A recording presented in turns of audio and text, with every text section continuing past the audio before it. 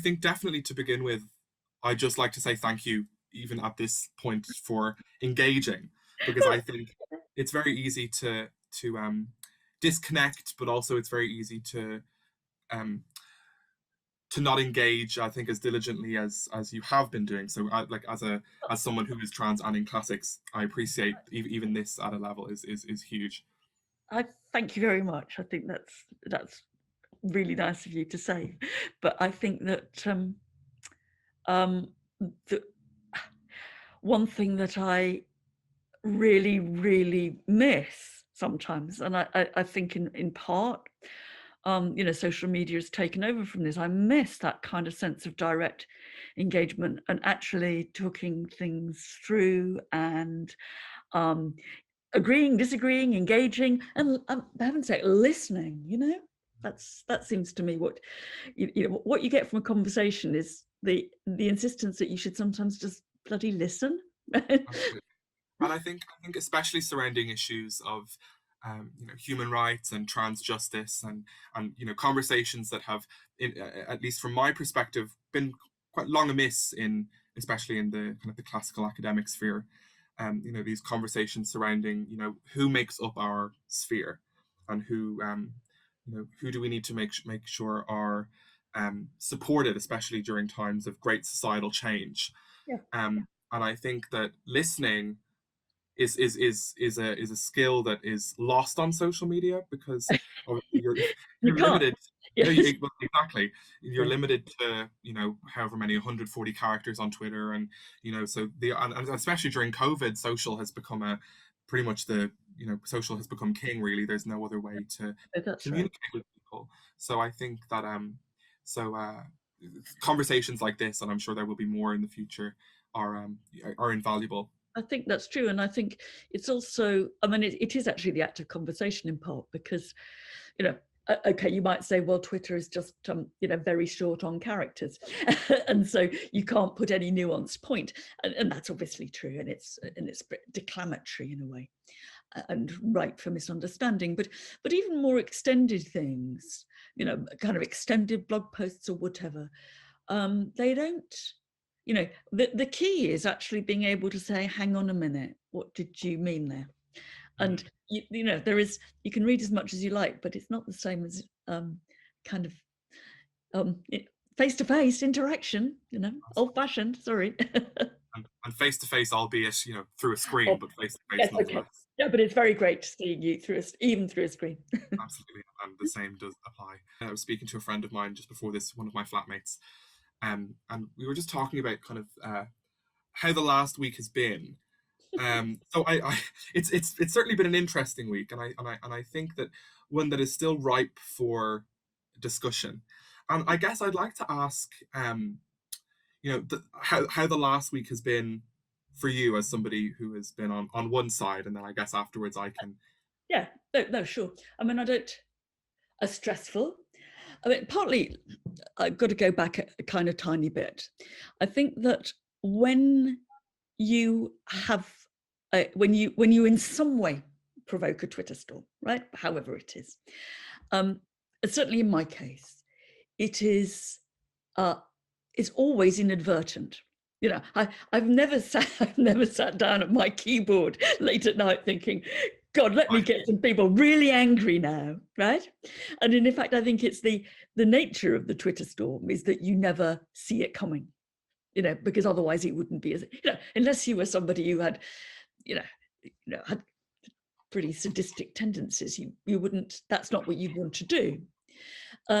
So I think what happens, and in some ways this is, this is going to sound like victimhood, and I don't, I'm perfectly well aware that I am not overall a victim on Twitter, so I'm not pretending to be, nor do I think that I am.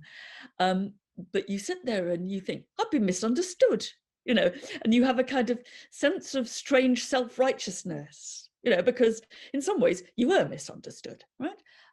If you think, what was I trying to say? And but then of course you say, look, okay, I'm still going to allow myself to feel very cross about this, because that isn't what I was. People are thinking I was saying something I wasn't. Then you have to say to yourself, okay, I can in some ways let myself off the hook, because that isn't what I meant. But I also have to say, but come on, if a lot of people are misunderstanding you, then in some way you didn't get it right. But all the Twitter storms, and actually, pre-Twitter storms that I have had, have been in a way that you have to, in the end, say, I didn't mean that, but the fact that people thought that I did means that I have to think again about what I said. So that's would be number one. There's a kind of little trajectory there from absolute fury to turning some of that fury, at least, on oneself. But and this goes again for most of the scrapes and worse. Call them scrapes in a slightly diminutive sense, and that doesn't mean that I'm under valuing them. Most of the times when I've been involved in things like that, ultimately the outcome has been there've been positive sides to it. Whether you would say, okay, that was a very good way of making some new friends, it was a very stressful way of making some new friends. But I think that what is quite often, these things open up and prompt you to make contact, like us, in a way that we wouldn't have done before. So I think when you find that you've got in this maelstrom, and you feel kind of confused and guilty and pissed off, in equal measure, I think that what the important point is to say, look, what we're going to get out of this. If we've all got so angry, I've got angry, other people have got angry, I think we've all feel quite justified in some respects, but probably a bit sheepish in other respects. Well, let's turn this to a bit of good then, everybody. Let's talk about it. And I've had some really, really positive conversations and email exchanges, which I think have been very helpful. We haven't necessarily agreed about everything, but helpful and considerate and listening on both sides. So, I mean, I don't mean in any way to suggest, oh, great, then, so everything's fine, right? Great, have a terrible Twitter storm and then let's all be friends. I'm not saying that, but I do think that there are positive things to take out of it. And I've always found that, both in journalism, and print journalism and social media. And I hope it's for me, it's great to have an opportunity to talk to you. We wouldn't otherwise have done this, would we? No, I don't think so. And I think social media leaves very little to be desired in terms of context. And I think like I knew from the email exchanges that we had that there was no malice behind what you said in any shape or form, very simply from that. And I think in having discussions with people, I mean, this week for me in general has been, like I said, interesting, but it's been very taxing. It's been very taxing for a lot of classicists, and I think that, I mean, it's down to a lot, but also just it's the kind of the volume, and you said this in the questions initially that you'd sent to me, that kind of the concentration of hatred towards people in general, but especially in this instance, trans scholars and peers and friends of mine who have been really kind of brutally. Really brutal things have been said, written. I mean, Absolutely. kind of writing is probably kind of taking it. It's not right. They're being transmitted. It's kind of it's as if somebody was sitting there with a bow and arrow. Absolutely. And I think what's interesting is that I think there are some extremely unpleasant people on Twitter. I think. I don't know that I've met them, but I assume. But I think that there is a way that Twitter somehow legitimates people who actually are, perfectly decent, nice, friendly, generous, willing to discuss souls, Mm. it somehow provides them a framework in which attack is the only rhetoric. Absolutely. And I think especially in terms of the debate around trans people, which is insane that it kind of has to be framed as a debate around the lives of people. Um, I think that it's definitely something that I enjoy debate around art, and I enjoy debate around classical material, and did Ovid mean this or did Homer mean this. But I think there's a line that I have to draw as a trans person where it becomes when people are in the mentions of my social media space where I put out the work and the information that I put out, where people are like delegitimizing the work that I do. But not only that, I can get over that. I can get over the you're not a real classicist because this is what you're saying. But moreover, it's more the you're not a human being, and this kind of very and it's something that I've experienced my whole life, and in my whole queer and my whole trans life. But I was speaking to a lot of people over the last kind of week, and I had taken a weekend off in which I basically just said, right, I'm going to go talk to a lot of people now. Yeah. Um, and a friend of mine had said to me that Twitter, for a lot of trans people especially, becomes this kind of solace away from their everyday lives. And I think that, as you said, there are a lot of vitriolic and really, I mean, I would kind of venture to say obsessed peoples on Twitter who seemingly have nothing better to do but to delegitimize and to dehumanize trans people essentially. And I think that, like you said, it's that kind of invertent tsunami that comes after something that is said that becomes this kind of maelstrom.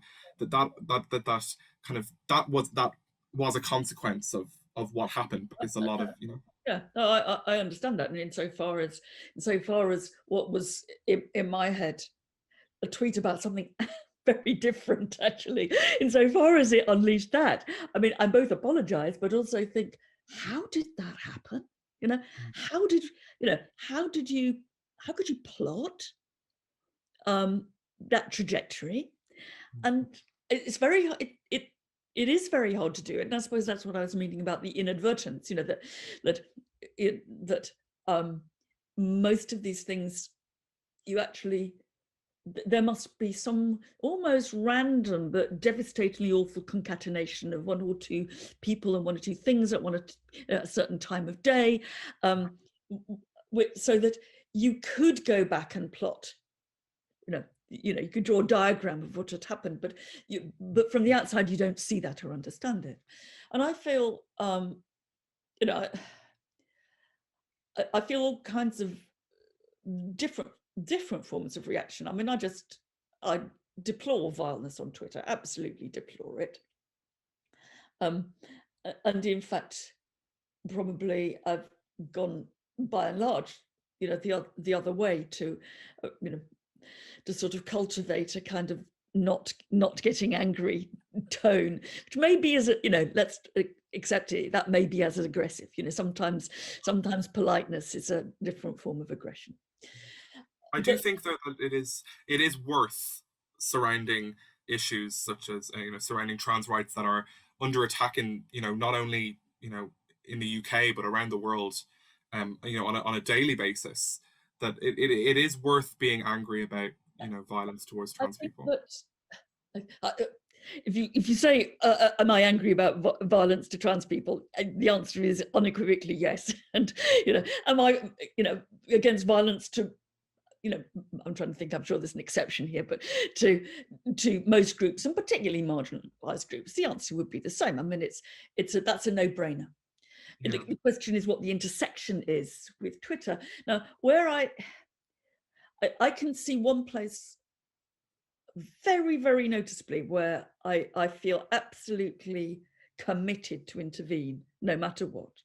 And you may say, well, this is a bit odd because, you know, when my existence is being threatened, you don't necessarily intervene, but you do in what I'm about to say. But I think you can see why.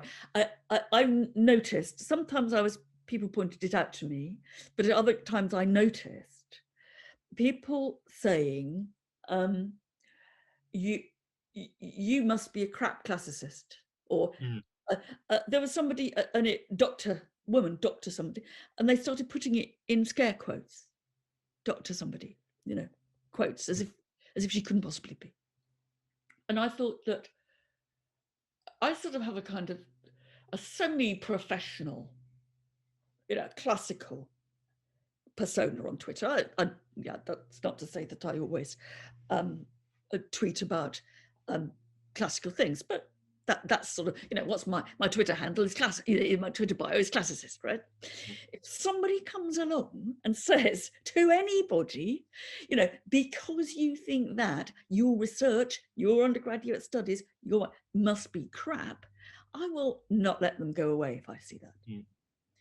Now, I think you could say, well, that's all very admirable, Mary, but you know, what about the other abuse that you see going on? And there, I suppose, I feel perhaps just feeble. You know, that if I were to intervene with everybody who was rude, I would have a full-time job. You know, but one thing I can do is I can say, you will not use my professional stakes in rubbishing this person. You will not do that. Yeah. And in the last week, I was partly successful in that, in getting something. I mean, there's no doubt huge numbers I didn't see. It's a tiny drop in the ocean, I know, compared with the kind of abuse that you and other people receive. I know that, but at least you can say, not in my name. Right? Yeah. I think that sense of responsibility, especially for someone who does have as many followers as you do have, that sense of responsibility for thousands of people is not possible, invariably, to an extent. And I think where most people, kind of myself included, were disappointed and aggravated perhaps about how people were responding to this, was that it is your business who you follow on Twitter, and you follow people on Twitter. One follows people on Twitter for a multitude of reasons. They say, I need to, DM you. Can you please follow me? Yeah.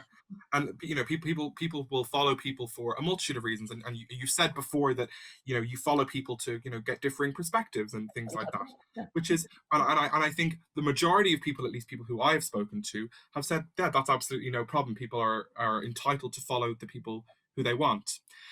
But I think if I was told by somebody that I was following an account on Twitter, or a person of note on Twitter, for example, that conflicted with beliefs or ideas that I have, it would be important to me to capitulate that their ideas were not shared by mine and their beliefs were not shared by mine.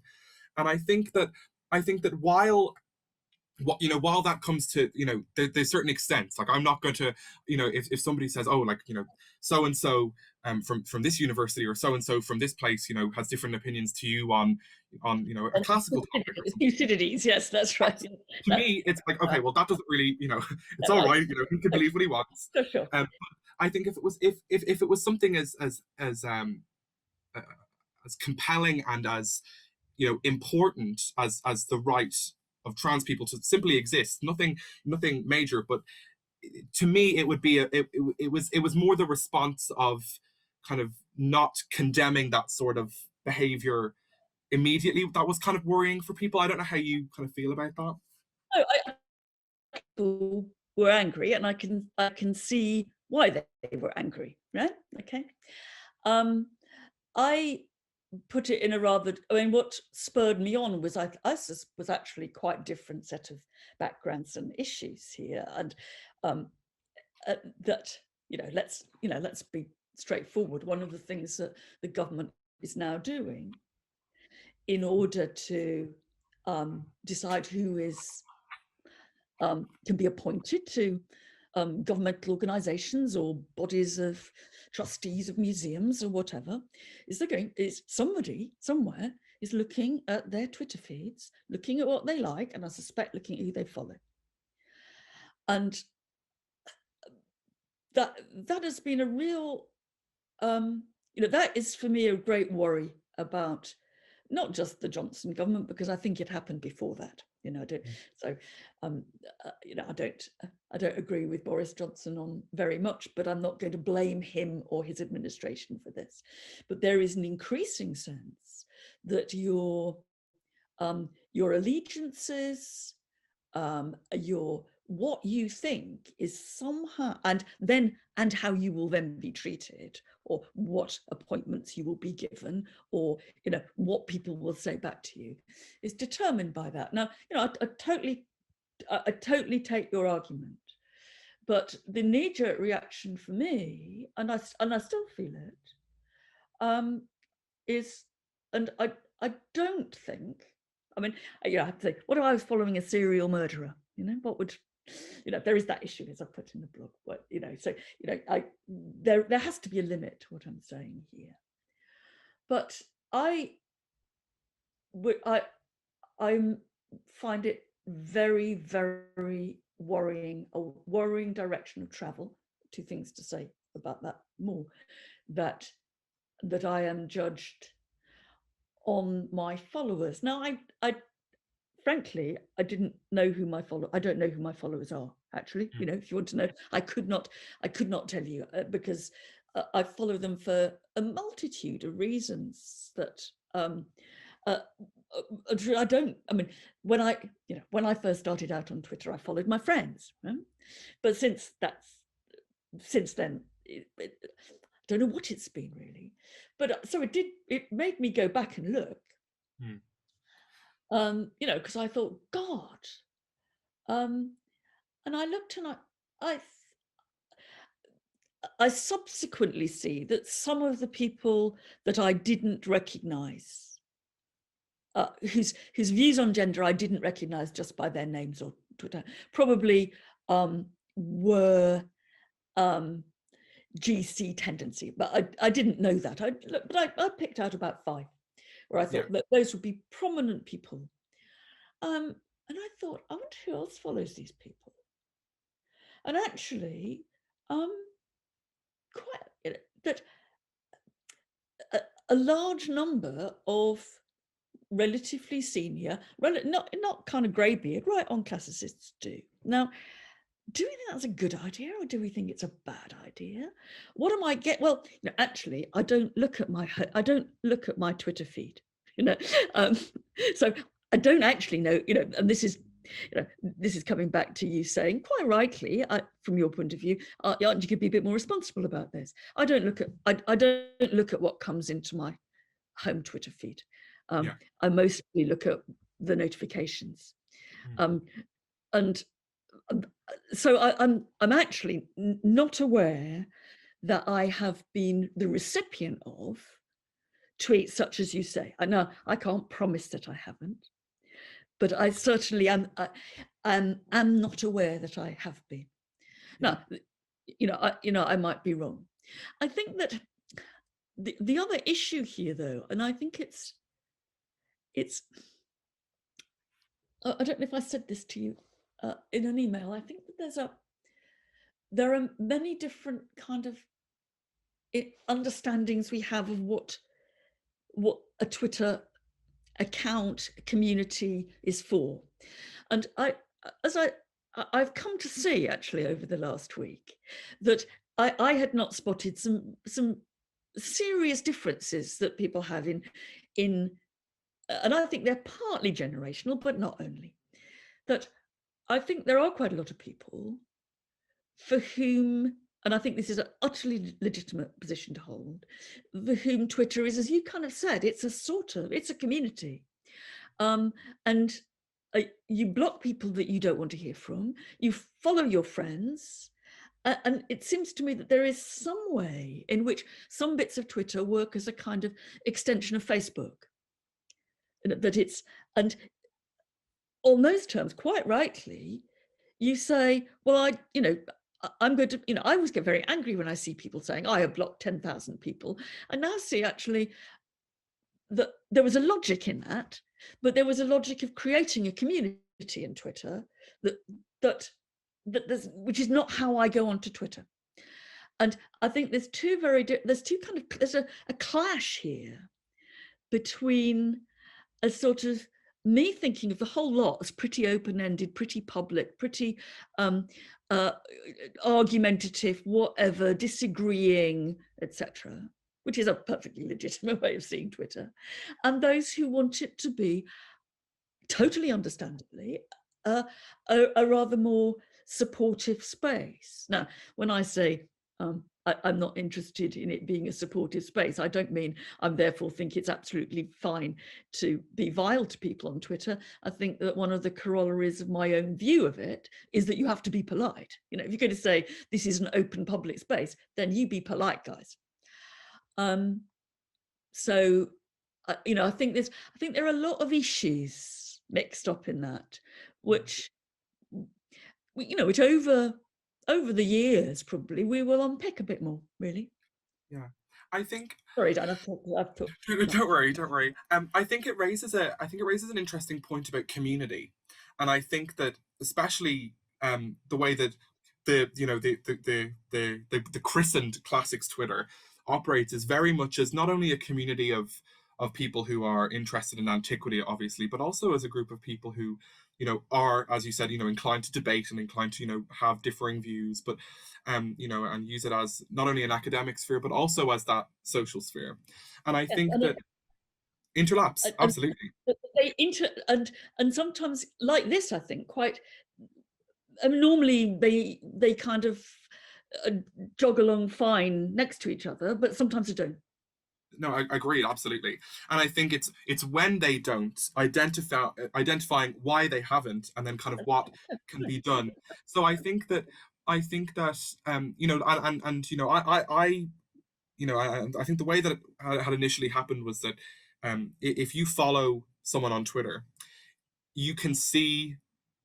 So that can be seen if somebody goes to the profile of that person, it will say followed by X or followed by Y.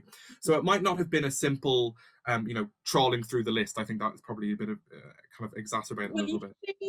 you see some who they're followed by, Yeah. but you don't. I mean, if you want, because you see those who also follow you. Hmm. When you go on, you see, that followed by these people and 7 other people that you know. And I don't know, and I don't want to cast any aspersions about that. I mean, Yeah. I find it odd, and I do also know. I know of other people who have, because they got in touch with me, who have received about in this area, but also in other areas, who have received similar things saying, we've noticed that you follow X, Y, and Z. Yeah. It kind of struck me that there was a kind of wing of Twitter which in some ways, it's perfectly legitimate, it's perfectly open, why not? Looked at who was following whom, but then drew conclusions about it, which I would not avow. And this is the thing, I think, about drawing conclusions from 140 characters or from however many characters it was, because in the replies to the initial tweet that you quote tweeted, um, which invariably was deleted, or the owner of the account went on private because of the replies that they were getting from people who had seen your quote tweet and had gone to the replies. Pretty much, I mean, nearly all of them that were, you know, um, a huge majority of them anyway, were saying, thanks for this. I'm going to now follow Mary Beard as a result of this. So I think it was interesting that such a huge proportion of people saw that moniker of turf, and said, okay, now that I know this, Yes, given yeah, but I've got no idea because I haven't. You know, I, as I said, I went and I did look at who I was following. yes, and So I think I did I a think little, but I did not. I didn't look at I didn't look at What always happens when, I mean, I don't know how many times you've been in a very aggressive Twitter storm. In my experience, it always increases your followers. You're not quite sure why, and I think there are many reasons, but it does increase your followers.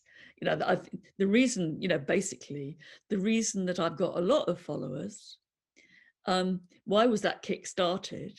Was when AA Gill said I looked like the back end of a bus and I ought to brush my hair, and so it was way back, you know, almost 10 years ago, you know, very soon after I was on Twitter, that I got the one storm where in which place I'd been you know, a total innocent victim. I didn't know the rules of Twitter at all then. And so you find that visibility increases your following for reasons that I'm not always sure why. No doubt some of those people followed me for the reasons that you say. I suspect that I would strongly suspect that not all of them did. In fact, I'm sort of no, really. It would be interesting if one thought it was a good use of a day's time to actually look at that and to see if that, you know, what the proportions were. I'd be quite interesting, but it's not something that I'm going to be doing over the next few weeks. And I think that, you know, while, you know, again, like kind of talking about contextualization and you know, and what is really meant behind tweets is one thing, but I think it was kind of responses of that you know, and classicists especially, and you know, obviously as a trans classicist, you know, the disavowing of transphobia in all of its forms led people to assumptions, and I think that's kind of, I mean, like transphobia really is, and it really is an epidemic. You know, trans women last year, you know, died and were murdered at record rates, and I think the time to be, you know, the time to be subtle or you know, or kind of not cowering, that's the wrong word, but the time to be you know, placated about this issue is as it's kind of a little bit too late for that now. You know, it must be a total rejection of those attitudes, or people are or the assumption that must be drawn before it's too late. I see exactly why you say that, and you know, yeah, I do nothing but deplore that kind of violent transphobia. You know, that seems to me, and it wasn't what I was talking about. If you say to me, you know, look, I'm in my mid-60s, I have a reasonable public voice, I have quite a lot of trans friends. There's two things that I think that I've taken home with me from talking to them, really, and then thinking what I can do. And this is not so much in the classical, but the cognate world. I mean, some of them say very firmly to me, look, Mary, you know, this is not your, you know, you don't go, you know, you're not this isn't your terrain, you know, just your presence, your goodwill, whatever. I mean, I think that is irrelevant. One woman said that to me very firmly and very powerfully, and I'm not reflecting it very well. She said, listen, but this isn't for you to, you know, don't meddle in this because this is not your business. And I thought, I'm not sure I agree, but it was a very powerful lesson to me. I thought, even if I don't agree, I think it's coming over with a real good degree of punch, actually. I think, what can I do? And I suppose I think that, you know, life is short. We have many different causes, and there are terrible things happening, and whatever, you know. And there are too many for any one person to give all their attention to, much as they would like to. One thing I can do is I can think, particularly in the non-classical but partly classical television programs that I do, which get a big audience. I can think, how do I make sure that trans voices are heard and trans people are seen?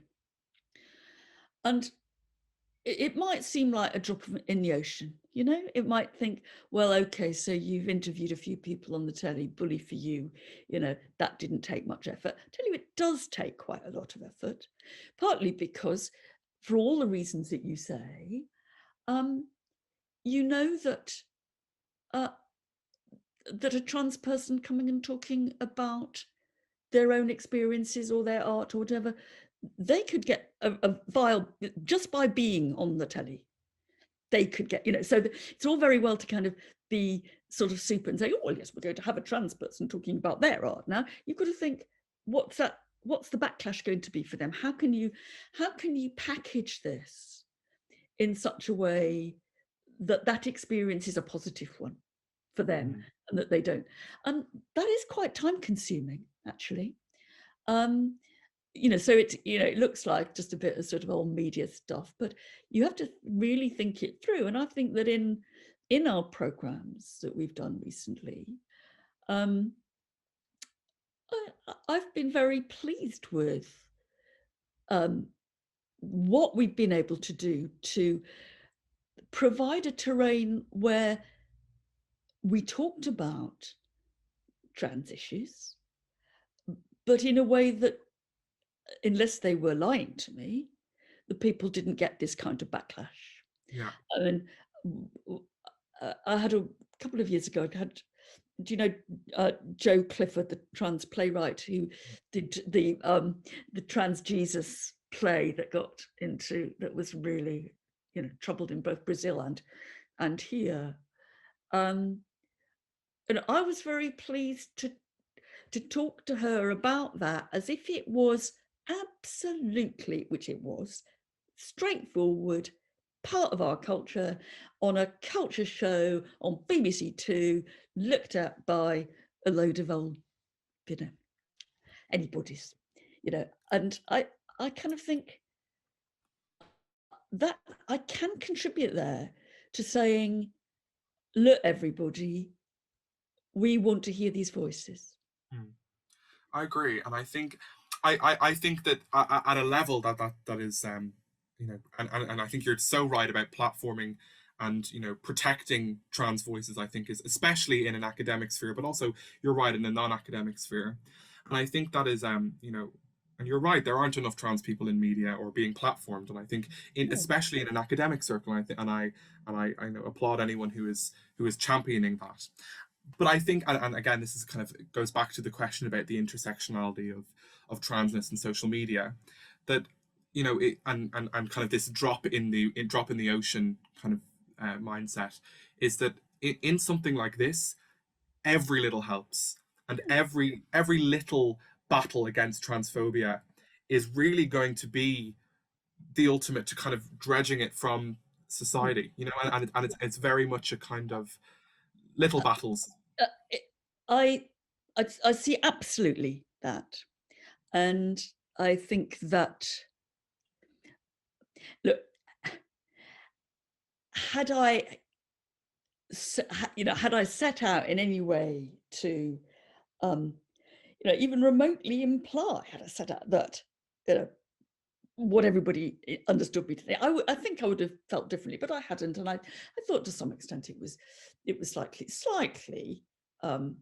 blindly misinterpreted. But I know that that's what Twitter does, and it's, as I said to you, it's partly my fault. If you're misinterpreted, it's partly your fault. But I think it is it's a wake-up call to say to yourself, do I feel okay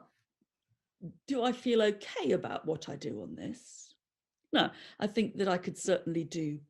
I think I could certainly do more, and I think probably I could certainly do more with what Jane told me about listening. Right? You know, I think, you know, I'm not in any way holding myself up as you know, as having this sorted or perfect.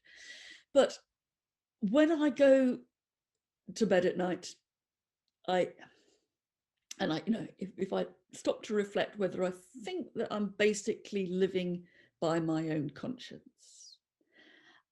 I think all sorts of improvements are possible, but basically I'm doing what I feel comfortable with.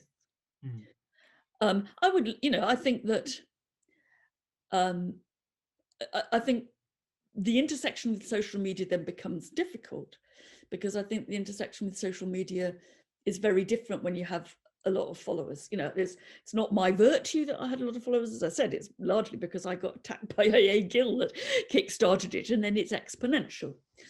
And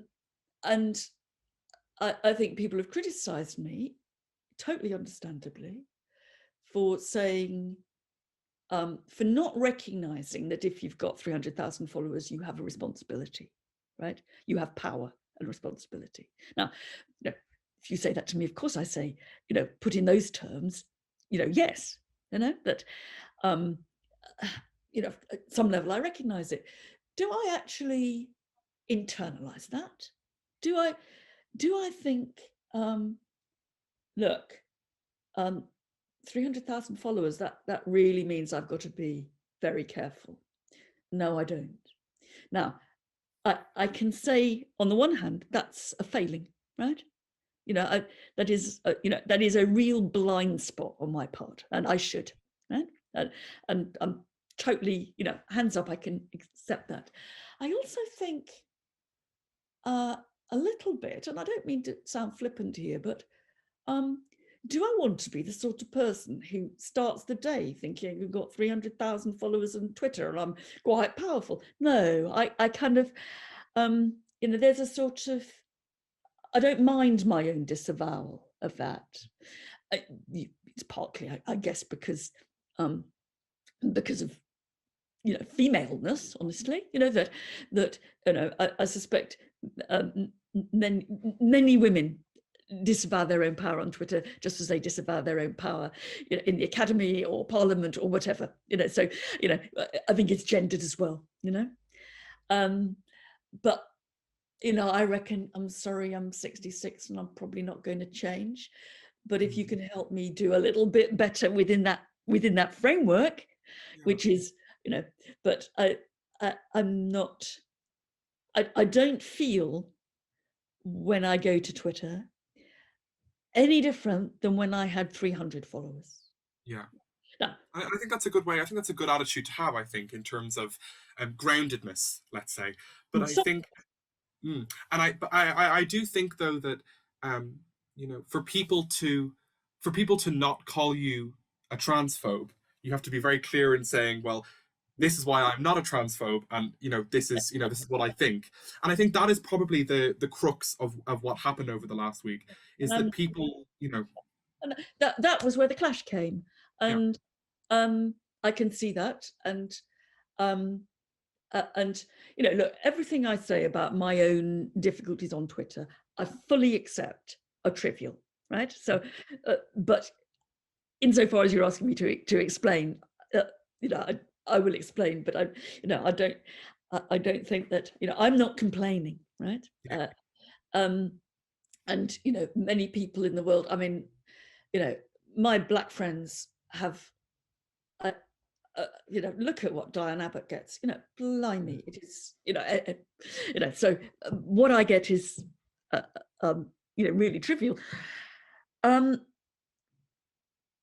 And I've lost the thread. What was I going to say? Oh yeah,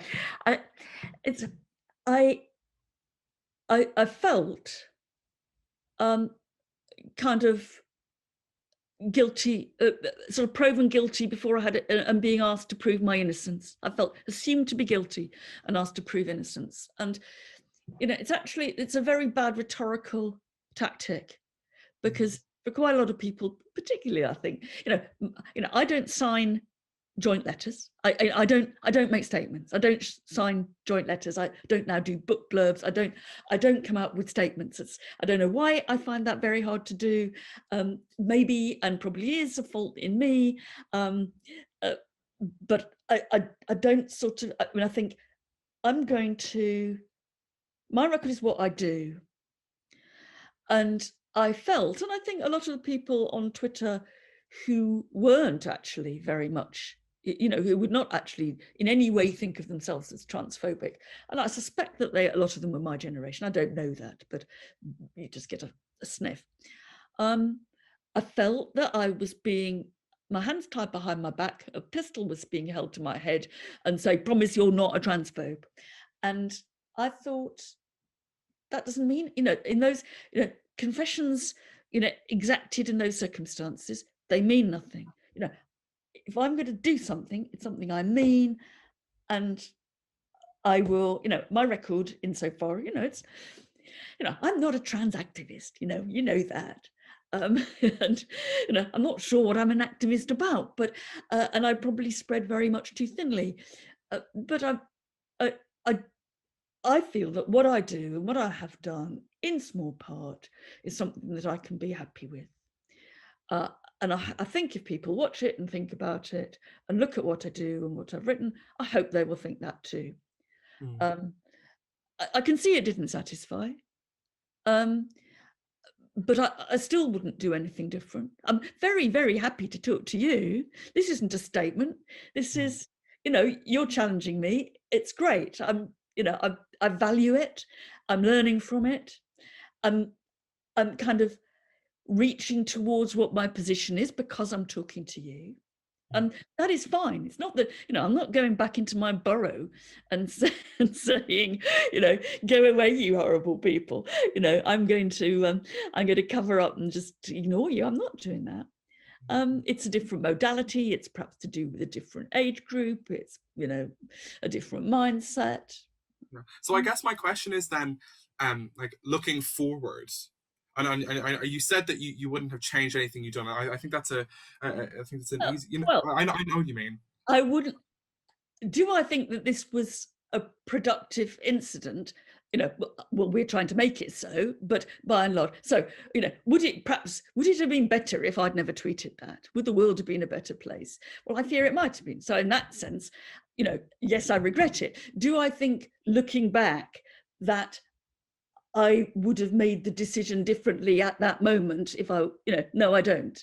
So, you can both regret, you can simultaneously regret, because you regret hurting people. People got hurt in this. People got caught in the crossfire. I was partly responsible for that. Not wholly, I think, but partly. Um, I guess then, of course you regret that, and of course you think that that's awful. And so, do you want that to happen again? No, I don't. But and I think looking forward, kind of the question to you personally, of course, but kind of by and large, what can people do generally within the sphere of classics, especially, I think, because it's obviously both of us are classicists, to like you said, platform and and champion trans and protect more than anything else. I think be able to protect the voice, protect trans people both academically and personally. I think listen and speak up where you have a voice, and I think it is impossible to speak up absolutely everywhere, and you sometimes have to target, you sometimes have to say, this week, this month, I can't do this. You have to be alert. I mean, I live in a community where I think it is my job to make sure that every student feels supported enough to learn and benefit from the institution within which they work. Right now, I don't mean, and I don't mean that I think they should always feel comfortable, because I think part of my job is to make them feel intellectually uncomfortable. But you can't have the benefit of intellectual discomfort if the other bits of your life are not put together so that you can actually have a grounded platform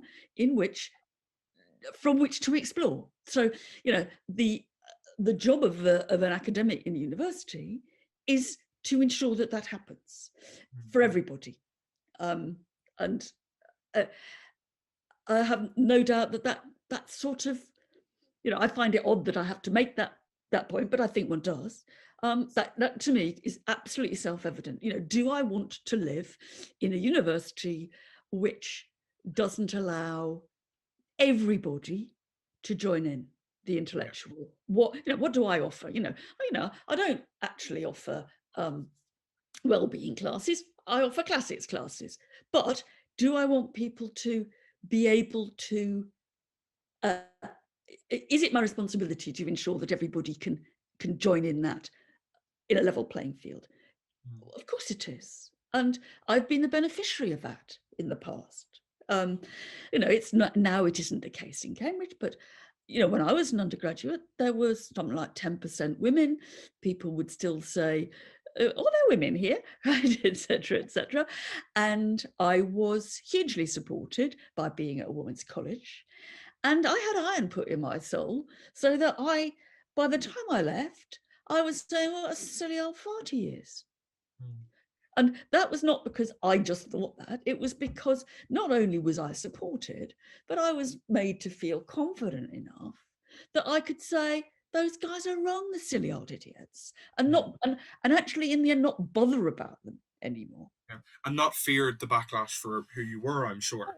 No, that's right. And I think to stop, God knows what it'd been like if, in 1973, social media existed. And of course, it was in some ways a much easier world. And partly, what now happens in kind of leaky groups on Twitter, they happened in the back room of the bar Yeah. and they never went further. And in some ways that was helpful. In some ways, it meant that it was very hard to activate people. But in other ways, it meant that there was a much greater sense of a real community that you knew who it was. But I want to, I want a world. When would we know we'd won, right? Mm. Well, it's you've won when you. And I'm not for remotely saying that I'm judging you on this criteria now, but when would we know? I'd like to think in 40 years' time, if there were people who said that kind of stuff, you just laughed at them. Mm. And you had confidence to laugh at them. And, I think that about a lot of forms of discrimination. They'll have invented more forms of discrimination by then. Don't worry. And there'll be other battles. But I think I was taught, and I don't know how really, but I think I was taught that they were the idiots, and perhaps I ought to feel a bit sorry for them, because they're such idiots. Yeah. And that was something that was really inculcated in me. Mm. I wish I could remember how, but that's what, that's what I've been brought up in, and that's what I think. Yeah. I guess, I mean, just to close, if there was something that, if you had the entire trans community on Twitter at large listening, all of us in I know, if all of us in one lecture theater, back to normalcy in some form. What is the message that you'd like to capitulate, and what's the message that you would like to say to us, especially given what has happened over the last week? That's very, I mean, I think it's too soon to know, actually, because I think these things take root and hopefully, as I said before, hopefully they change things. I mean, I think that, you see, if it's difficult because I don't want to say a lie. If I say we're all on your side, that can't be true, right? I think that something as simple as, I support you and I see you, I think is goes a long way. Yeah, look, the thing is that there's a difference in that, because I support you implies that therefore I don't support, this disadvantaged group here or that disadvantaged group. And I suppose, that I think that, I'm wondering how far this would go. I see you and I want to hear you, right? I want to see you and I want to hear you. That's, not just I do, but I want to.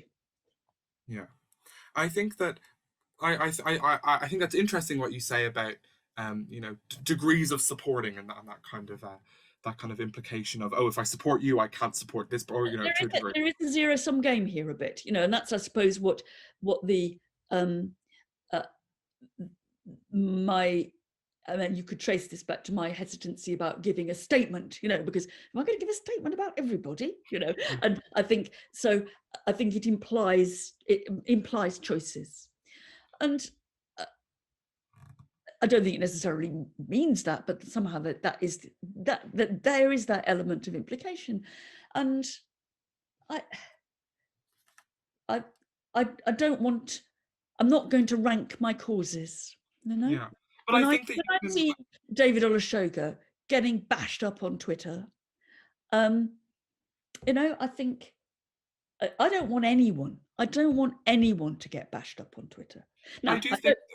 you know, I do think though that I do think that pledging support to one group doesn't necessarily take away from, no, and I think and I do think in this case that I can say personally and anecdotally, had I seen some kind of it doesn't have to be some kind of grandiose statement of pages upon pages or anything like that. It simply could have been something like well, I don't know. I don't want to ghostwrite for you, but some very small message of kind of solidarity would have really gone quite a long way. But I did say in my blog that I deplored which not everyone was able to access. I know you did provide obviously. The thing is, my blog, it's behind a paywall. It's not. I've done it for years and years and years, and there's nothing. I don't approve of the paywall, but then I provided. I did two things because I know that. I thought you probably could see the beginning actually, but somebody very kindly sent me a version that was not behind the paywall, and I tweeted that, and quite a lot of people tweeted. I mean, they didn't. I mean, and said, could I send them? And I DM'd them I acquired a very large number of other followers, I have to say that way. And God knows what their views were, because I sent them, I sent the text. And, I think, look, do I come out of this perfectly? Not bloody likely, I'm frail, in all kinds of ways that I know that people want statements, and I have to look at my own psychopathology for why I find that so difficult to do, right? Which is, I plead guilty to something that to you looks totally obvious, to me looks like something that I find very hard, and and I apologize for that. I don't quite understand why it is, but I do.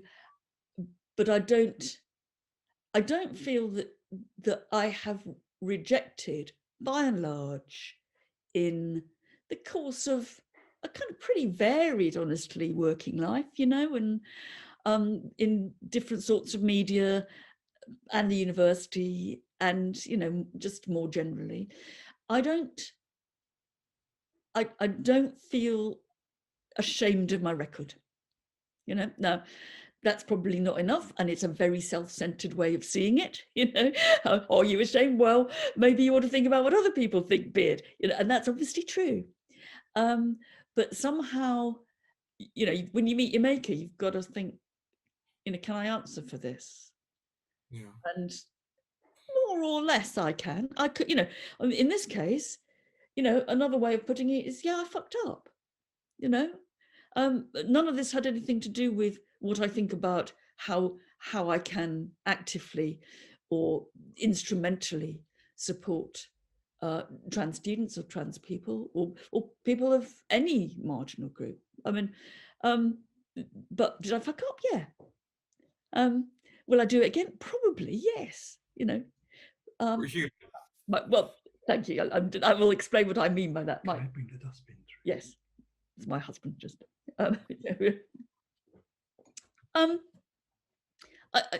People do fuck up, you don't fuck up in exactly the same way. You'll fuck up in another way. You'll upset people. You'll try not to. You'll try to make it better, and you'll try to use that to open some dialogues in which people understand a bit better where people come from. You've helped me understand what your position is. I see it. I see it, and I think, you know, I don't feel, the slightest bit, um, angry that you're saying that to me. I think that's a reasonable, perfectly reasonable thing to say. I think we're on the same side. So I think it's a question of all kinds of different ways of doing things and acting and knowing how reputations are formed and this kind Mm, of thing. And I suppose more sorry that more people don't do what you did. mm. Just say, I hang on, hang on, beard, can we have a talk? Right? you know, Absolutely. And I think that that was the indicator to me that there was no, again, no malice behind no, what was said. That it was genuinely just, as you said, a little bit of a fuck up. And those things happen because at the end of the day we are human beings after all, full of imperfections. But I think clarifying and making sure that those imperfections aren't, as we said, back at the beginning, kind of that they're not recontextualized rather than but I think I feel much more, there's something odd about this, isn't it? It would take 30 seconds to write a tweet with a statement. And altogether I've probably taken, reading your stuff, and then this has been 2 hours probably, or an hour and a half. But I don't regret that for a minute. I don't regret that at all. Um, and I think that it's worth 20 million tweets. absolutely. And as I say, this is partly me being old. Hmm. I think it raises that. I think it raises that generational question of I'm this age and you're this age, and everyone is kind of this huge rainbow connection of ages kind of surrounding people in classics. And that's, I mean, it's a good thing to see that there's definitely more young people getting involved, and with that young kind of demographic comes a kind of a different a change. And I think that one thing I think that connects us all is our capacity to treat each other with kindness and respect, but also I'm thinking back to what your friend told you about listening, and I think that listening is great, but if you have a platform speaking with us rather than over or on our behalf, speaking with us is often I you I, know, I, to- you know what I mean. I totally agree.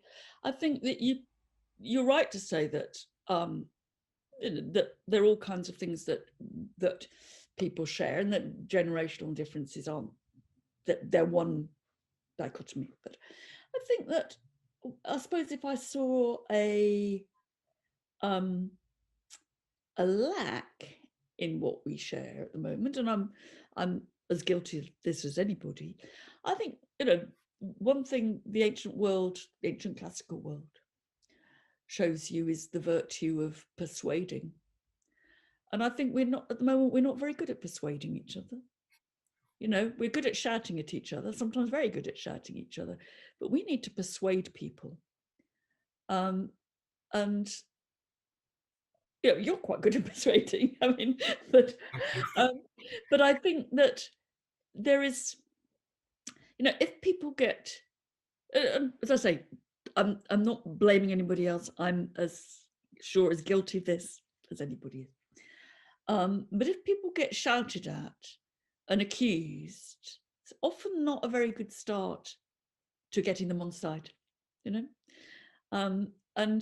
in the end, we've got to change the way people think, Yeah. and that means persuading them. And that's, I suppose, why I think that one of the things that I can do is, certainly in our telly programs, is just kind of make it seem obvious that that there'll be some trans people on, or there'll be some issue about trans art or whatever. And it's just something that I can do, and I no doubt I could do many other things, but it's about persuading people that this is something in their view which is there. Look at it. This is, I think. And I think something that comes part and parcel with that kind of explicit nature of when we present ourselves, especially online.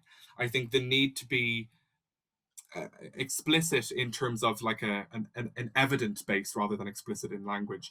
Um, the need to be explicit in, okay, well, here's what I believe in. I would hate for you to think otherwise. Kind of attitude is definitely something that I platform, and maybe that's maybe just a difference or a dichotomy that some people have. But to, but I mean, I think that ensuring that people know who Mary Beard is, or who know who Dan Biss is to an extent. So you want to keep your If Mary Beard knew who Mary Beard was herself, she'd share it with the world. I promise you, Dan, she'd share it. And I think that's because we're working out ourselves as well, and I hate the real vitriol. I understand where it comes from on every side, actually. And most people that I've taken to task for vitriol, usually when directed directly at me, most of them have ended up, when I discovered, as kind of sad loners. Not all of them. I think some of them were. I mean, the worst thing the really worst Twitter storm I had was when I said there were people of colour in Roman Britain.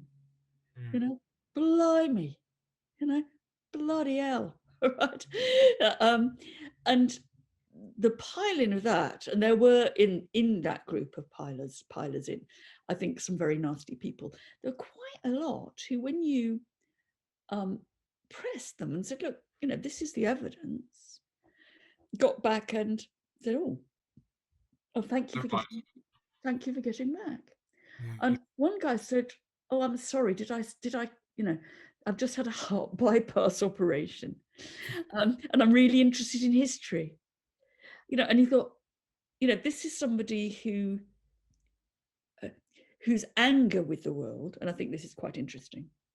I think there are people whose anger about themselves finds voice in misogyny, racism, and transphobia. Right? Now, one of the things you therefore have to look at is to say, and this I think is where I can contribute as an academic, is so why is it that these largely men, but not in my case, largely men, why is it that does provide the conduit for their hatred of themselves? Absolutely. And that's a big question. I agree, and I think that, and kind of pairing it back to kind of personal experience, that I think that question on Roman Britain and high-ranking officials of color in Roman Britain and in the Roman Empire, I recall that very vividly. I remember when that kind of maelstrom occurred. I remember when that storm, as you put it, happened very, very, very vividly, actually. Because we discussed it in my class the next day, and I think that for if somebody, for example, were to come to me and say, you've interacted with this, or you've agreed with it, or you've done something with this person, like you're a racist, and kind of gone on this kind of tangent, I would have been very quick to say no. And I think if going full circle back to kind of the beginning of this, I see where you come from, but it's exactly the same with my view on Roman Britain. I put my stuff out there, I do what I do, and you've got to just judge me on that. And actions kind of, I think actions kind of speak louder than words. So I think even this is and also, I mean, words beyond Twitter. Yes, very much that. I agree. And I think I think that, as you said, one of the positives, the calm after the storm, shall we say, is that there's going to be a lot more words beyond Twitter, and which can only be positive.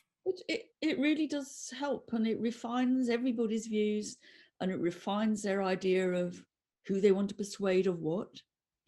And as I say, I think it's, I'm past it, really, in your terms. I'm 66, and I'm doing my best.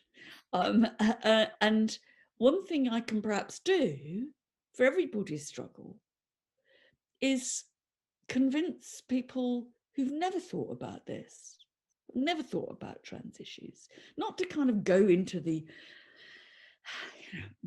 the big debate, but just actually to say that's interesting. That person was interesting.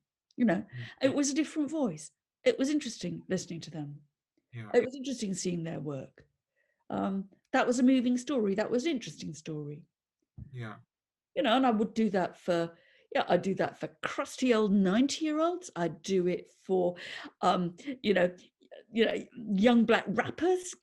Just because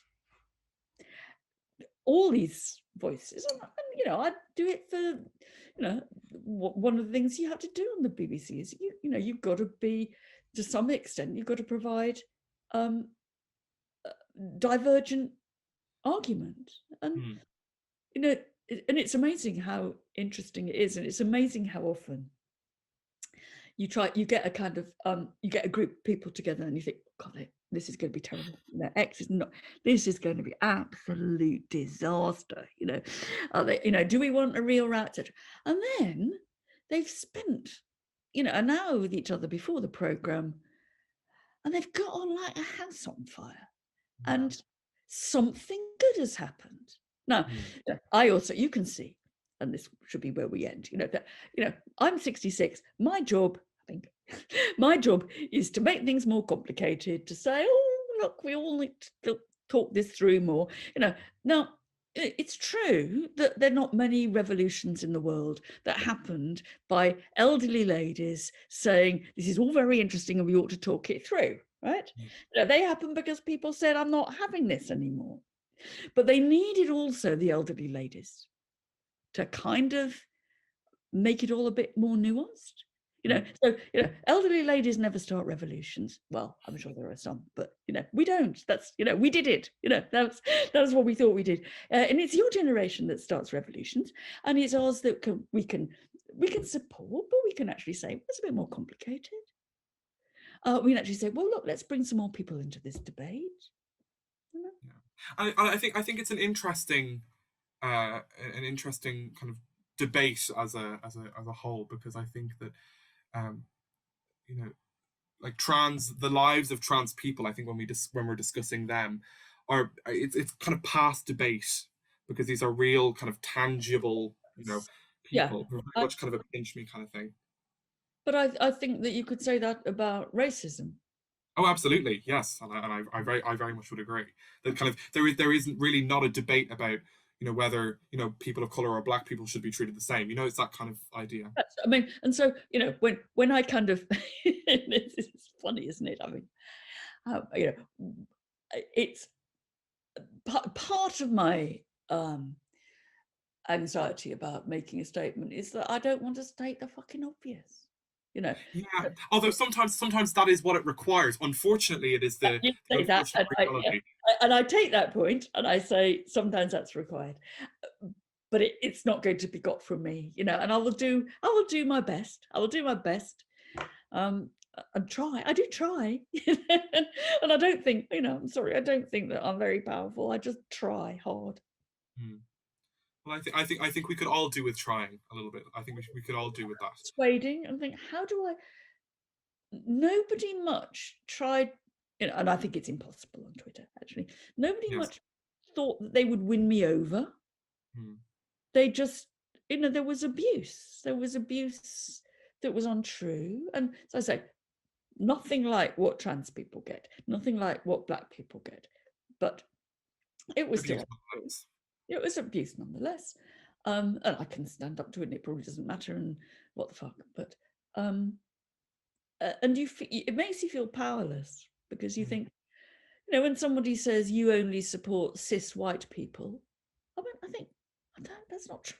That's sorry, but am I going to write back and say, no, it's not true?